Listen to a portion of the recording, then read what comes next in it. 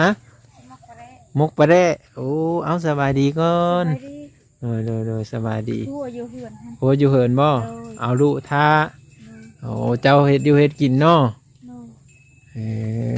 มักแร่มกปลาแดะเนาะอันนี้อันใกล้ที่เจ้าบ่นี่ไก่เขา โอ้ไก่เพิ่นนี่อยู่นี่บ่พี่น้องเลยเนาะไปเพิ่นอันน่ะ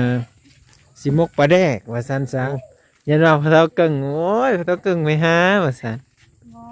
ลูกเจ็บท้องนี่หนูเจ็บท้องอีแหละโอ้นี่เด้ปลาแดกเพิ่นพระเฒ่าเกิ่งปลาแดกพระเฒ่าเกิ่งไปหาบ่นี่โอ้ยโอ้มกปลาแดกข้าวน้ำซ้ำปลานี่ได้พระเฒ่าเกิ่งหยังอยู่บ่ยังอยู่โอ้หยังอยู่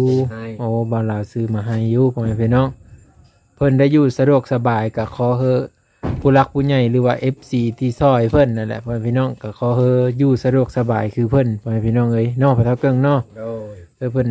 สะดวกสบายคล่องแคล่วเฮ็ดเพิ่นเลยก็ได้ที่ว่าเพิ่นได้มาซอยพระเฒ่าเกิ่งและนางร้อยครอบครัวของเพิ่นนี่แหละเนาะ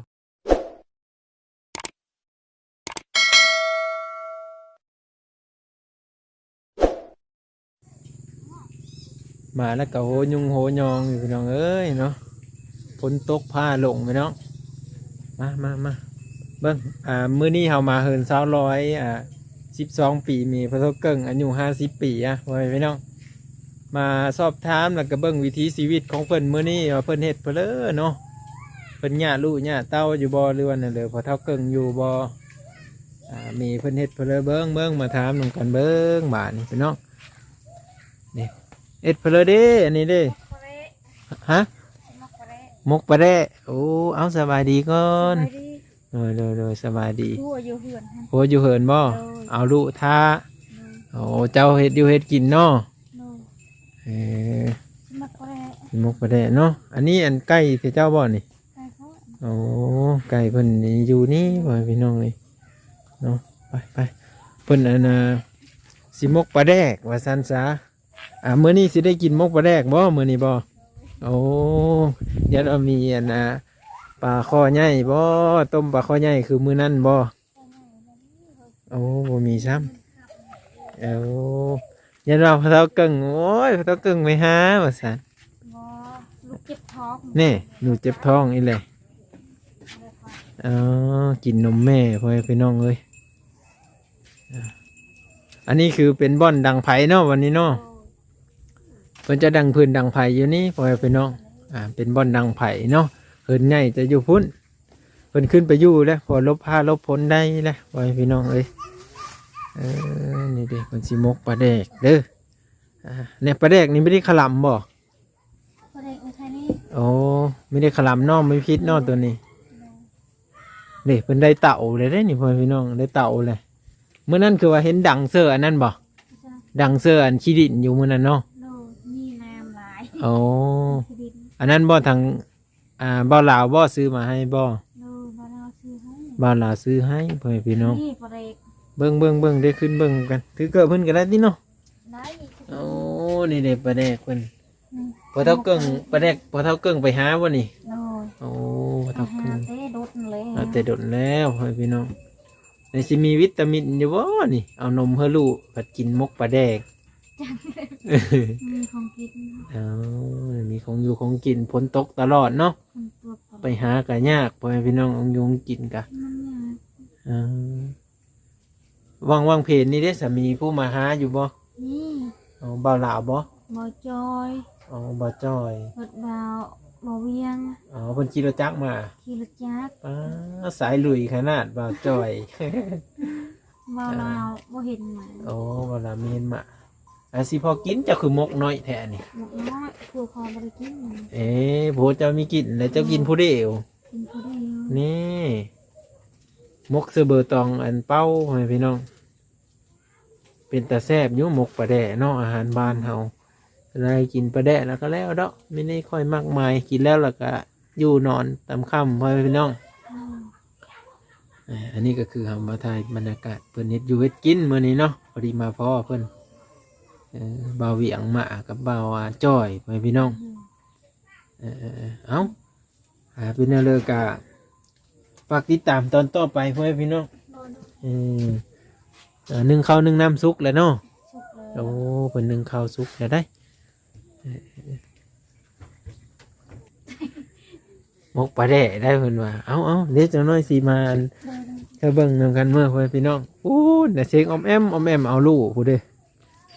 ป้าเสียงเพื่นเลยเด้ออมแอมอยู่พูดเด้เบิ่งไปหาเบิ่งก่อนนะตัวเอาลูกน้อยไม่จักเลยพอเท่าเก่งบ่ฮะเบิ่งนู้พี่น้องเข้ามาเบิ่งนำกันเบิ่งอะไรเห็นแต่เกิบอันนี้อยู่ผู้เดียวไม่จักหรือว่าอยู่ครับเพื่นเลยเบิ่งก่อนขึ้นไปเบิ่งก่อนบุญเพ่งตะวันน่ะนี่เท่าเก่งโอ้คนอยู่เหินไหม สบายดีสบา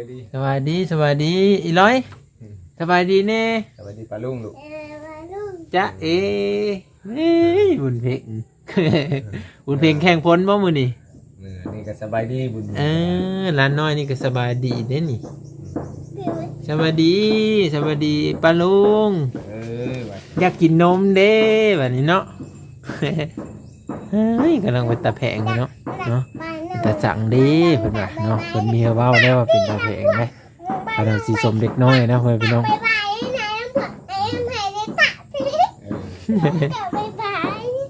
แปะเฮ้อ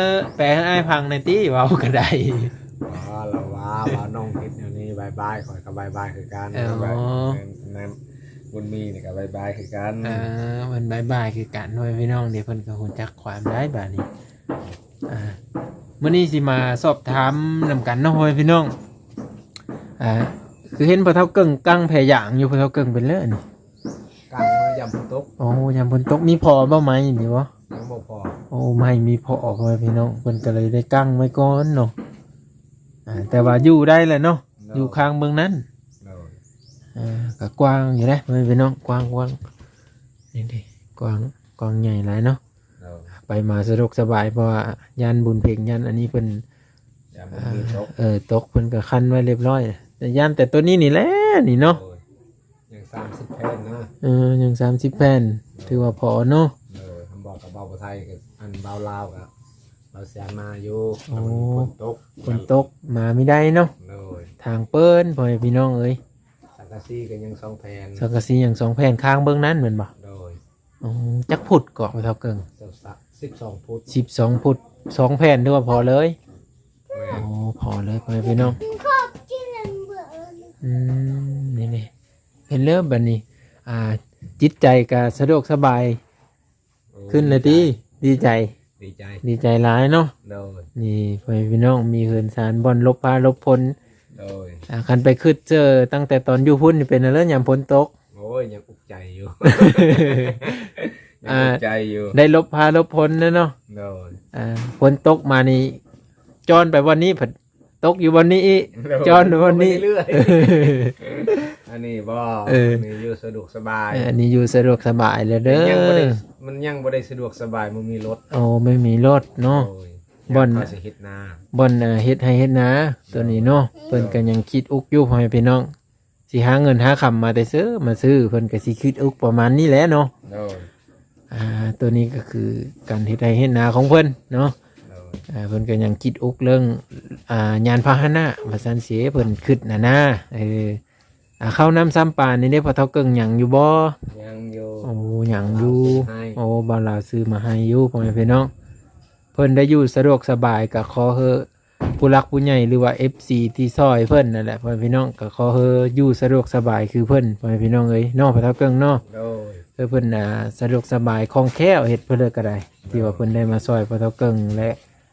นางร้อยครอบครัวของเพิ่นนี่แหละเนาะมีความสุขพ่อแม่พี่น้องเนาะอยู่พร้อมหน้าพร้อมตาไม่ต้องรีพารีพ้นอีกนะอันนี้จอนไปวันหนึ่งผันยังวันหนึ่งเนาะวันนี้นางบุญเพ็งได้ดีใจบ่ร้อยดีใจเลยโอ้ยผันว่าโอ้ยบุญเพ็งก็ไม่ได้เปะพ้นแหละวันนี้จะแข่งพ้นเด้อยันพ้นห่ำได้พ้นห่ำไข่ดูได้เขาซักยาก้นดูได้เขาซักก้นดูได้ขันยันเข็มน่ะอย่าแข่งพ้นเนาะอันนี้ก็ถือว่าพ้นนี่ยังพระบ่เท่าเกิงยังมันบ่พอสังกะสีก็ยังพระอยู่ข้างเมืองนั่นเนาะข้างเมืองนี้บ่ได้พระข้างเมืองนี้มีพระเนี่ยเพราะว่ามันเต็มแล้วเด้ข้างนี้เนาะ เต็มแบบอะไรได้สังกะสีอย่างแต่ครั้งนั้นฝนตกเพิ่นว่ามาไม่ทันได้สังกะสีก็ได้สังกะสีนี่มาพร้อมแป้นเลยบ่ แม่น โอ้สังกะสีสิมาพร้อมแป้นอันนี้คือเฮามาถ่ายบรรยากาศนี่เฮอ FC ได้เห็นแล้วก็มาถามข่าวพอเท่าเกิ้งเป็นอันเลอว่ะฝนตกห่ำ4-5 มื้อแล้วไม่เป็นพากันเป้ YouTube น้อยบ่ว่าซั่น ว่า เออ ว่าลาวพาขึ้น อ๋อ แต่งขันนะครับ แต่งกัน ไปปักถูกอยู่นะฮะ เอาเพิ่นปกปักรักษาเนาะ เนาะ เฮอนอนกะ นอนรับฝันดี6 โตก็ห้อยเนาะรถไถเนี่ยก็โดไปเอาไม้ๆแล้วได้เนาะพอเท่าเกิ้ง เนาะโอ้ยเราบอกกะสัมวัถึกนะ เลขได้ เลขอันแมวปามอะ นี่เพิ่นเลยก็เป็นคนบอก จูดทูดอันนั้น โอ้ เอง จุดทูบไปพี่น้องนี่ก็มีความเชื่ออันนี้คือความเชื่อส่วนบุคคลเด้อพี่น้องอย่ามาลุมด่าว่าเท่าเกิ่งนี่ได้ คันถือแท้ห้อยเพิ่นก็จะได้รถไถพุ่นแล้วเพิ่นว่าอันนี้คือ บ่น้องกับว่าสิชื่อมัดน้ำกับบ่ชื่อ เออ ชื่อที่18 บัดมันอ่อเด้ 58 นี่มีถือซ้ำแม่นบ่ นี่ นี่ ของเป็นผู้บอกกะเล่าเป็นผู้บอก เออ แมวปลาเด้อแมวปลาเด้อ เห็นอยู่นำกัน คนบอกขึ้น เห็นนำกัน เห็นน้ำกัน นี่ ลักกระทึกลัก โอ้ลักกระถือ อืม หากไม่ได้เงิน 985 หังไม่ได้เงิน มันบ่มีเงิน โอ้ยน้องพ่อพี่น้องบุญเฮายังมีถึงว่าซั่นสิ เพิ่นก็ขาดสิมีถือเลขเนาะขึ้นเทินไม่ก็เพิ่นให้โชคให้ลาบพ่อแม่พี่น้องโอ้เป็นการดีเด้อนี่เด้อพ่อแม่พี่น้องเลย สิถึกกับยันเบาลาว โอ้ถือบ่หรือว่าเลย จักนำลาวเลย อ๋อ เราบ่ทันมาหันเรา แต่ถ้าเพิ่นมักลิ้นเลขก็คือสิถืออยู่ แม่ คันมีมักลิ้นเลขนี่ก็จ้อยอีแล้วเด้อแล้วเพิ่นมาแล้วก็ทางเพิ่นเนาะพ่อแม่พี่น้องถ้าติดตามเบิ่งตัวนี้ก็เพิ่นเว้าสู่ฟังแล้วว่าอยู่กันดิฉันกะยังพระเฮาวันนั้นเนาะเครื่องของเพิ่นก็จอนไว้พุ่นแหละแม่นเพิ่นสิเฮาไหนบ่นี่เบิ่งอันนี้ก็นั่งตันประตูแล้วนี่พ่อแม่พี่น้องบ่กินข้าวอยู่นอก โอ้เพิ่นสิกินข้าวกินปลาแล้วบ่นี่ เนาะ เอาพอเท่าเกิ้งมากินข้าวกินปลาเด้อกินข้าวนมสลอยเอาวิดีโอหน้าพ่อกันมื้อคลิปหน้าเฮาจะมาถ่ายเพิ่นเฮ็ดอยู่เพิ่นกินข้าวกินปลาพ่อแม่พี่น้องคลิปนี้ก็ขอบคุณที่รับชมและติดตามตลอดมากับบรรยากาศสวยสดงดงามเขียวคลิปหน้าพ่อกันเมื่อพี่น้องสบายดีสวัสดีครับสะดวกสบายขึ้นเลยดีดีใจ ดีใจ ดีใจหลายเนาะ โดย นี่พ่อแม่พี่น้องมีเหินสารบอลลบพาลบพล โดย คันไปขึ้นเจอตั้งแต่ตอนอยู่พุ่นนี่เป็นอะไรยามฝนตก โอ้ยยังอุกใจอยู่ ยังอุกใจอยู่ ได้ลบพาลบพลเนาะ โดย ฝนตกมานี่จอนไปวันนี้ผัดตกอยู่วันนี้อีกจอนไปวันนี้ เรื่อยอันนี้บ่นี่อยู่สะดวกสบาย อันนี้อยู่สะดวกสบายเลยเด้อ มันยังบ่ได้สะดวกสบายมันมีรถ โอ้ไม่มีรถเนาะ โอ้ย บ่อน เขาสิเฮ็ดนา บอนเฮ็ดให้เฮ็ดนะตัวนี้เนาะเพิ่นก็ยังคิดอุกอยู่พ่อแม่พี่น้องสิหาเงินหาคำมาแต่ซื้อมาซื้อเพิ่นก็สิคิดอุกประมาณนี้แหละเนาะ โดย ตัวนี้ก็คือการเฮ็ดให้เฮ็ดนาของเพิ่นเนาะ โดย เพิ่นก็ยังคิดอุกเรื่องยานพาหนะว่าซั่นเสียเพิ่นคิดนะข้าวน้ำซ้ำปลานี่ได้พอเท่าเกิ่งหยังอยู่บ่ ยังอยู่ โอ้หยังอยู่ ให้ โอ้บ่าวลาวซื้อมาให้อยู่พ่อแม่พี่น้องเพิ่นได้อยู่สะดวกสบายก็ขอเฮอผู้รักผู้ใหญ่หรือว่า FC ที่ซอยเพิ่นนั่นแหละพ่อแม่พี่น้องก็ขอเฮออยู่สะดวกสบายคือเพิ่นพ่อแม่พี่น้องเอ้ยเนาะพอเท่าเกิ่งเนาะ โดย เพิ่นสะดวกสบายคล่องแคล่วเฮ็ดเพิ่นเลยก็ได้ที่ว่าเพิ่นได้มาซอยพอเท่าเกิ่งและนางร้อยครอบครัวของเพิ่นนี่แหละเนาะมีความสุขพ่อแม่พี่น้องเนาะอยู่พร้อมหน้าพร้อมตาไม่ต้องรีพารีพ้นอีกนะ โดย อันนี้จอนไปว่าหนึ่งผันยังบ่อนหนึ่งเนาะ โดย วันนี้นางบุญเพ็งได้ดีใจบ่ร้อย ดีใจอ่ะสิ โน้ยเพิ่นว่าโอ้ยบุญเพ็งก็ไม่ได้เปะพ้นแหละวันนี้จะแข่งพ้นเด้อยันพ้นห่ำได้พ้นห่ำไข่ดูได้เขาซักยาก้นดูได้เขาซักก้นดูได้อันยันเข็มน่ะอย่าแข่งพ้นเนาะอันนี้ก็ถือว่าพ้นนี่ยังพระบ่เท่าเกิง ยังมันบ่พอสักสีก็ยังพระอยู่ โอ้ข้างเมืองนั่นเนาะ โดยข้างมึงนี่ทำบ่ได้พระ โอ้ข้างเมืองนี้มีพระเนี่ยเพราะว่ามันเต็มแล้วเด้ข้างนี้เนาะ โดย เต็มแบบมาแล้วได้สังกะสีอย่างแต่ครั้งนั้นฝนตกเพิ่นมาไม่ทันได้สังกะสีก็ได้สังกะสีนี่มาพร้อมแป้นเลยบ่ แม่น โอ้สังกะสีสิมาพร้อมแป้น อันนี้คือเรามาถ่ายบรรยากาศนี่เฮ้อ FC ได้เห็นแล้วก็มาถามข่าวพอเท่าเกิ้งเป็นอันเลอว่ะฝนตกห่ำ4-5 มื้อแล้วไม่เป็นพากันเป้อยู่ตูบน้อยบ่ว่าซั่น ว่าลาวพาขึ้น อ๋อ แต่งขันนะฮะ แต่งกัน ไปปักถูกอยู่นะฮะ เอาเพิ่นปกปักรักษาเนาะ เนอะ เฮ้อนอนกะ นอนรับฝันดี6โตก็ห้อยเนาะรถไถเนี่ยก็โดไปเอาไม้ๆรถได้เนาะพอเท่าเกิ้ง เนอะโอ้ยเราบอกกะสัมวัถึกนะ เลขได้ เลขอันแมวปลาอันมา แน่เพิ่นเลยก็เป็นคนบอก โจทูดอันนั้น โอ้ เอง จุดทูบพ่อพี่น้องนี่ก็มีความเชื่ออันนี้คือความเชื่อส่วนบุคคลเด้อพ่อพี่น้องอย่ามาลุมด่าเท่าเกิ่งนี่ได้ คันถือแท้ห้อยเพิ่นก็จะได้รถไทยพุ่นแล้วเพิ่นว่าอันนี้คือ บ่น้องกับว่าสิชื่อมัดน้ำกับบ่ชื่อ เออ ชื่อที่18 บ่มันอ่อนเด้ 58 นี่มีถือซ้ำเหมือนบ่ นี่ นี่ ของเป็นผู้บอกกะเล่าเป็นผู้บอก เออ แมวปลาเด้อแมวปลาเด้อ เห็นอยู่นำกัน คนบอกขึ้น เห็นนำกัน เห็นน้ำกัน นี่ ลักกระทึกลัก โอ้รักกระถือ อืม หาไม่ได้เงิน 985 หางไม่ได้เงิน มันบ่มีเงิน โอ้ยน้องพ่อพี่น้องบุญเฮายังมีถึงว่าซั่นสิ เพิ่นก็ขาดสิมีถือเลขเนาะขึ้นเทินไม่ก็เพิ่นให้โชคให้ลาบพ่อแม่พี่น้องโอ้เป็นการดีเด้อนี่เด้อพ่อแม่พี่น้องเลย สิถึกกับยันเบาลาว โอ้ถือบ่ถือวันเลย จักนำลาวเลย อ๋อ เราบ่ทันหน้าหันเรา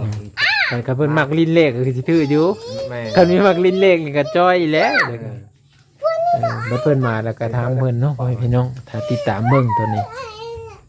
ก็เพิ่นเว้าสู่ฟังแล้วว่าอยู่กันดิซานกะอย่างพระเฮาวันนั้นเนาะเครื่องของเพิ่นก็จอนเลยพุ่นแหละแม่นเพิ่นสิเฮาไหนบ่นี่เบิ่งอันนี้ก็นั่งตันประตูแล้วนี่พ่อแม่พี่น้องบ่กินข้าวอยู่นอก โอ้เพิ่นสิกินข้าวกินปลาแล้วบ่นี่ เออ เอาพอเท่าเกิ้งมากินข้าวกินปลาเด้อกินข้าวน้ำสลอยเอาวิดีโอหน้าพ่อกันมื้อคลิปหน้าเขาจะมาถ่ายเพิ่นเฮ็ดอยู่เฮ็ดเพิ่นกินข้าวกินปลาพ่อแม่พี่น้องคลิปนี้ก็ขอบคุณที่รับชมและติดตามตลอดมากับบรรยากาศสวยสดงดงามเขียวคลิปหน้าพ่อกันเมื่อพี่น้องสบายดีสวัสดีครับ